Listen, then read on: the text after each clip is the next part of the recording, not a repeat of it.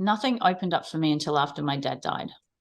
And it started because I moved to Queensland and someone gave us the secret. Someone came into the shop that we had. And I moved up to Queensland with my husband at the time.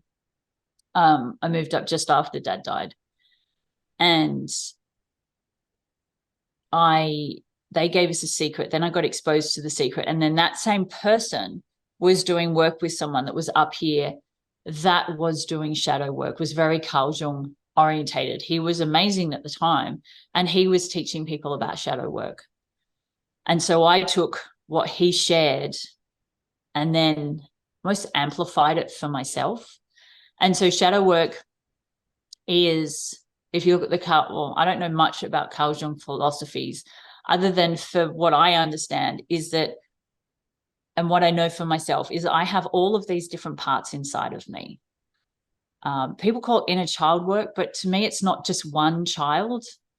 For me, it's every moment I've ever had trauma in my life, there is a part of me that has been abandoned. There's a part of me that is hurt. There is a part of me that is damaged. And shadow work, to me, are those parts. I mean, I call them shadows. They're not really, but they're those parts of ourselves that we just deny even exist, really, which, like the sexual abuser, like the self-harm, like the failure part, the manipulative part, the resentful part, the judgmental part, the cutter, the all the different aspects of abusers. And to me, the reason we get so triggered by people around us that are abusing us is because there's an element in ourselves that we don't love and that we deny. And I get triggered by people abusing me, obviously, for very different reasons. But I'm trying to find a place now where I can love all of those parts inside of me that I've actually been raised to hate, that I think I'm supposed to hate. Like, I'm supposed to hate this part of me that had me sleeping with men, especially when I was younger, sleeping with all sorts of different guys. I'm supposed to hate that part. But if I hate that part, then I'm hating that part. And that's not where I want to be. That's not the existence that I want to live in. I want to love that part because it's part of me. And I want to appreciate that part because it's part of me. And for me, shadow work is looking at any part. It doesn't matter what it is, looking at any part inside of me that I hate and loving it instead.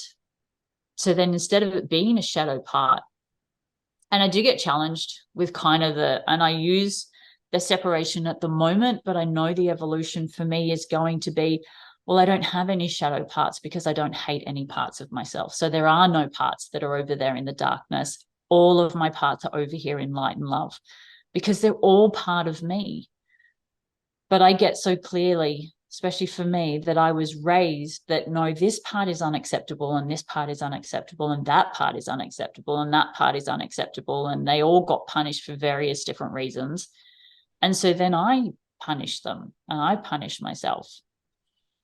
So to me, the shadow stuff is just anything that you have that you dislike and hate about yourself is a shadow part. It's in the darkness. And to me, my focus now is loving and appreciating those parts with kindness, because a lot of them are there.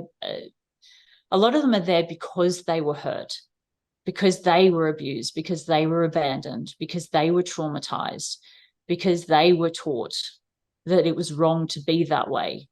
And that doesn't mean that I'm all of a sudden going to walk out and start sexually abusing people because I love this part. It's like, no. I want to love that part because it's a part of me and it is a potential, but I'm still here as the human being, as the adult, making conscious choices for myself with a soul and moving ahead with kindness. And somebody that moves in life with kindness does not abuse people and does not harm people. And so I think there's also this fear and this stigma that if you love these parts of you that you've been raised to to deny and be afraid of and punish, and you love them, then maybe you'll become that. But that's not right. You don't become manipulative just because you accept that there's a part of you that is manipulative.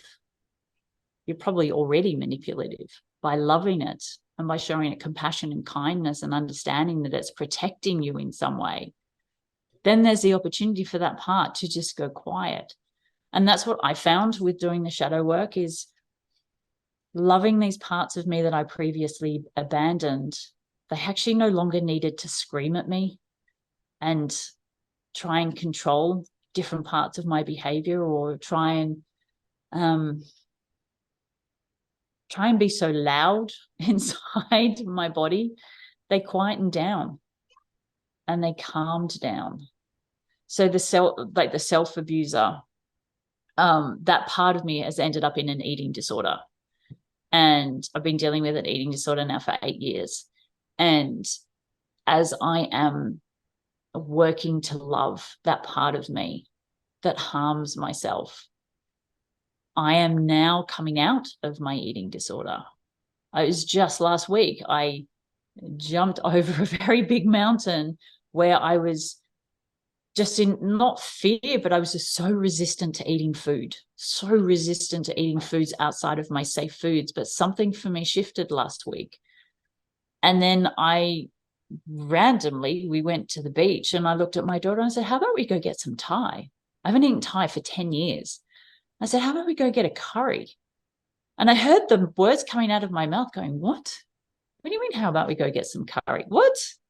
And that's when I realized me finding compassion for that part of me that is in self-harm, that is in abuse, that is in punishment, that part of me that wants to punish me all the time, that part of me that wants to disapprove of me all the time. As I've started to give those parts love and appreciate that they have been here to protect me, they have been here because that's how they were programmed, that's how they were trained to be, through me being abused, through me being disapproved of, through me being punished as a kid. They naturally thought that was the right way. That was the way they were supposed to behave. But as I've focused and given them more love and compassion and understanding and approval as well, I'm all of a sudden able to eat. I'm eating cornflakes.